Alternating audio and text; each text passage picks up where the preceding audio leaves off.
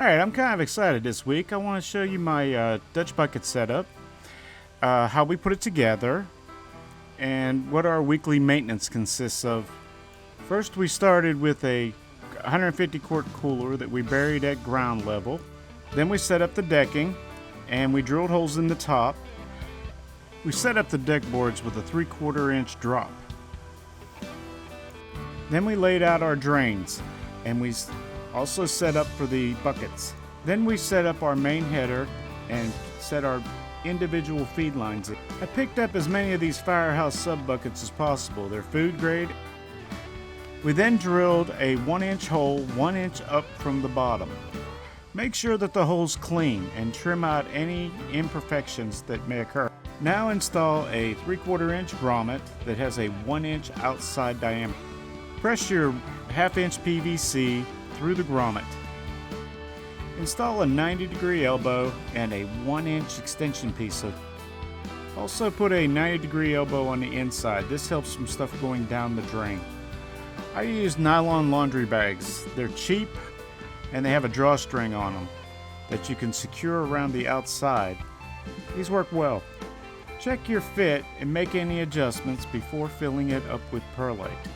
Now you can fill it up with perlite, your plant, and put in your feeder line, good to go. Alright, now part of the maintenance is you check your feed lines. We do this on a regular basis just to ensure good flow, or if we see one drooping. Right here we have an example of one that has a slow flow. Now what we do in this case is, I made a little turkey baster pump for it.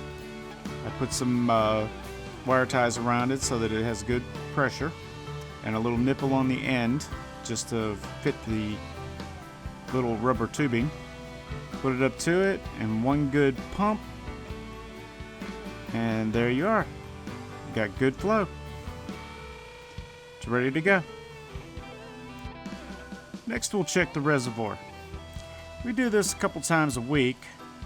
Usually I go through about 5 gallons a week, but with 150 quarts I've got a little bit of room to spare.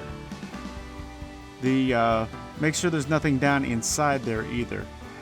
Now normally I have a cover that goes over this, but for the purpose of this I'm just showing it to you this way. Next we go around and we cut lower leaves off, and we look for any diseased leaves.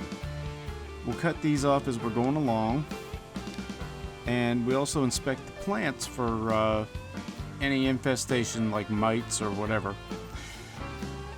But it's a simple process, just trim them off nice and clean. Go around, then you go up the plants, and if you see any suckers, get those off.